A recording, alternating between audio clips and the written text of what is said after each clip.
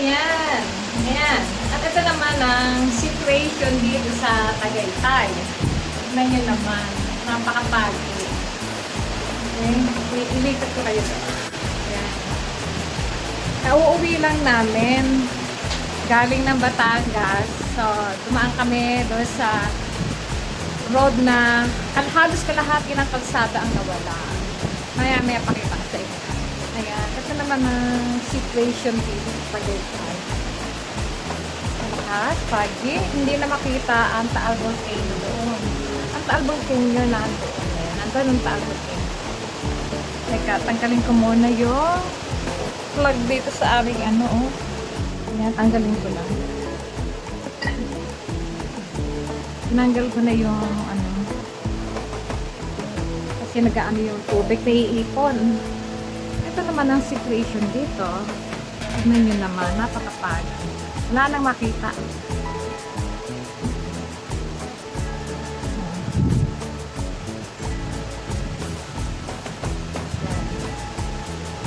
Grabe. Grabe po ang ano dito. Buti walang hangin. Puros ano, ang lumot. Puros lumot. Sila lang walang hangin. Diba? Ang bahay na yun, ang laki, oh. Yan ang Tagaytay. Yun doon. Nandoon yung Tagaytay. Yan, yan, dyan. Dyan, Tagaytay. Aso, yan. Dito na kami sa bahay. Kauuwi lang namin. Kala ko hindi kami makakadaan. Buti na lang nakakadaan na yung road. Pero hinarangan nila, bali 1 way lang. Okay na yun, kaysa wala kaming madaan ng kagaya ng nakaraan noon, yung nawarak din yung bridge, malaking bridge. Pero ngayon, okay na siya. Yan naman, may panibago na naman silang i-repair. Malaking job na naman yan kasi kalahati halos nawala eh, bumagsak eh, yung ano, bangil. Bangil siya, kaya matinding kose ang gagawin nila dyan. Hindi ko alam kung umalis na si Bagyong Kusing. O baka si Bagyong Dante na ito. Diba sabi ngayon ang dating ng Bagyong Dante? Pagi. Tinig ko. Sabi ko kay ano, chicken nyo. Baka may mga nag-landslide na dito sa amin. Wala naman. Ayan. Nakikita pa akong avocado dun eh. Diyan umakyat si Isay, umakyat si ayan yung avocado. Tapos, eto naman yung chico. Yan ang chico. Wala, kinakain kasi ng ano eh. Ng insekto. O, dito tayo sa gilid. Yung mangga namin hindi namunga.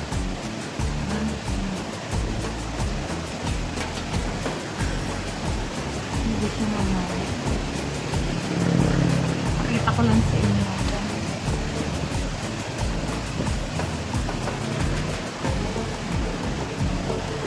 Mas taas. Yan, nasa terrace.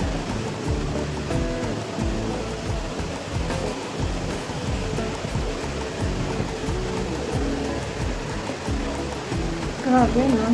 Wala na tayo sa dagat. Dito naman tayo sa bundok. Mamundok muna tayo. Pagkatapos ng dagat, bundok naman. Ito naman, ito na yung nasa Tagaytay. Ito sa terrace na. Nasa, ano tayo, sa 4th floor. 4th floor to. Si Sai na sa baba. Kaya mahina ang signal niya kasi nasa ilalim siya. Sa baba. Sa 1st floor.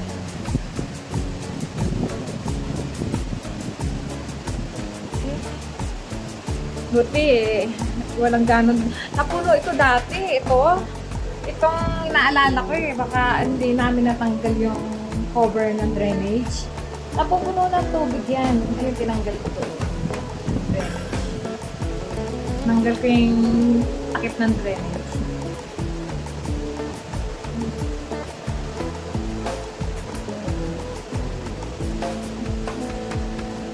Grabe, ayan o. Mga nagla-landslide. Buti nga walang hangin. Kung di puros landslide to. Yung bundok na yan, yung nakikita niya, ang daming landslide yan nung araw. Nung nakaraang bago last year, ang daming landslide yan. Buti ngayon wala. Walang hangin. Kondo.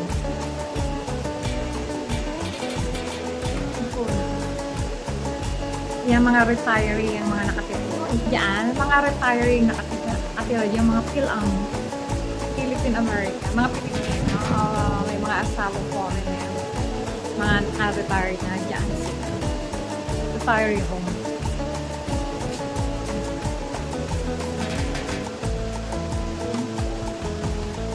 Bahay namin, ayan ang kapitbahay namin. Ito kapitbahay namin, saka yung rin, kapitbahay namin. Walay. Etong buko na yan, inaakit niya sa yan. Inaakit niya yan. Mababa lang naman. Pero ngayon, parang hindi niya na inaakit. Pero marami pa rin buko. Itong mangga, kukunti na lang natitira. Oh. Sabi ko nga kay Sai, kumuha kami ng mangga. Ayan. Hindi namunga ng gusto yung mangga. Pero meron pa, oh. Malinis naman yung damo, pwede na kami pumunta dyan. Kasi pagka mahaba ang damo, hindi kami pumupunta. Eh, malinis ang damo. Ayan, malinis. Ang dami yan. Nakaliman sako kami dyan sa bangga na yan.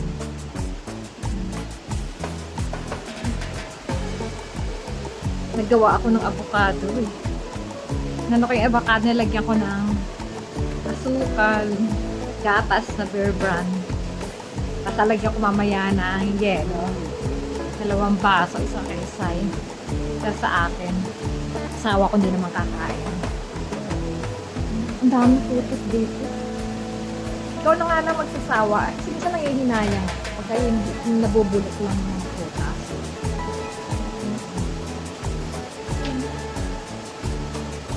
Nag-aayos ako ng gamit. Nagtutupi pa ako ng damit. Kasi iniwan ko dito. Buti na lang, yung mga nilabhan ko bago ako muna ng Batangas, pinasok ko na dito sa loob. Kundi, amoy, ano na yun, amoy, tawag doon, pagka nakulog, amoy kulog, kasi pag yung hindi naarawan. So, pinasok ko dito sa bahay, mainit-init dito. Kaya mabango-bango yung, ano namin, mga damit. Itutupi ko na siya. Ayan. Nasa pang ano, pero hindi ganong dama ang ano rito, ang bagyo. Pero sa Batangas, ang lakas. O dahil di ko, ano, dahil sa malapit kami sa dagat. Kaya dito naman, bundok ang ano namin dito. Mga bundok. Puro sa bundok. Ayan, dito dyan sa baba na yan. Creek yan eh. Pero ano siya, yung running creek. Pagka tag-ulan, yan, nagyan. Pero pagka tag-araw, walang tubig.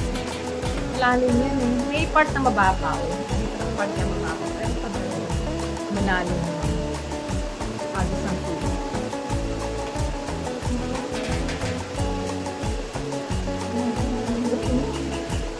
Kasi 2 weeks ng ulan ng ulan. So, bali, ang inaano ko yung landslide.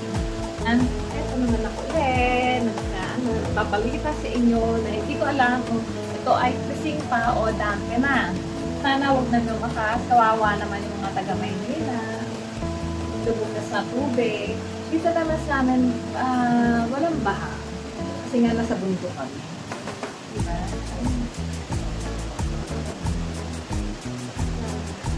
Nandito ako sa terrace. Ay, hina naman ang ulan. Pero non-stop. Non-stop yung ulan. Dami kong puti. Aray, mga kulay naman.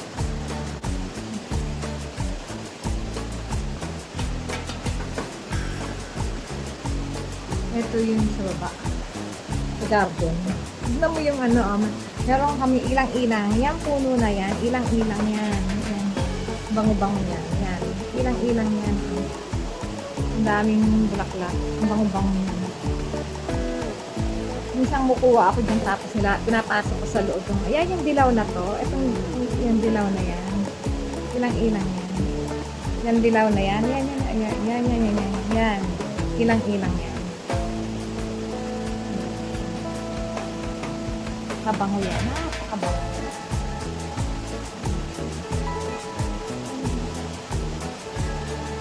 Gazebo. Yung gazebo namin.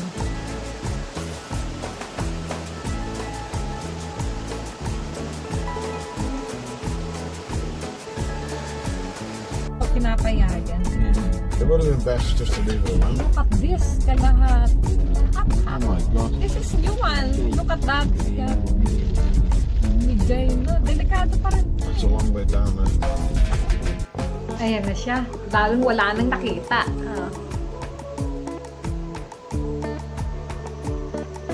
Todo pagis na siya. Wala na. Tapos na.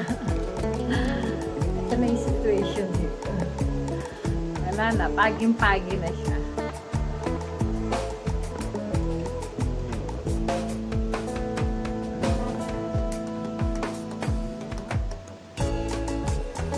Pagi na lang siya.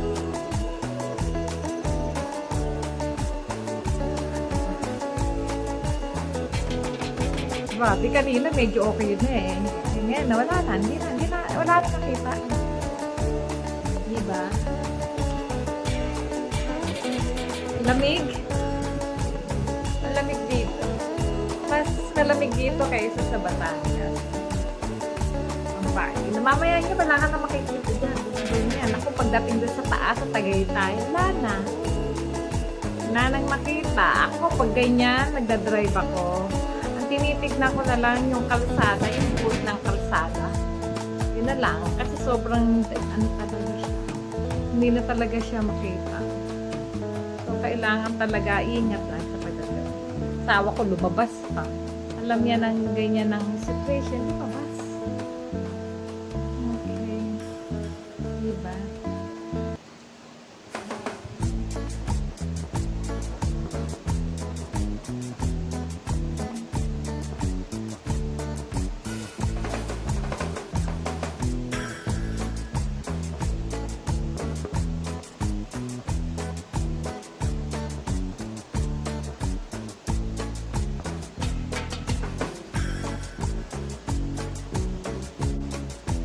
Hanggang dito na lang ako. I'll see you again. Bye! Bye for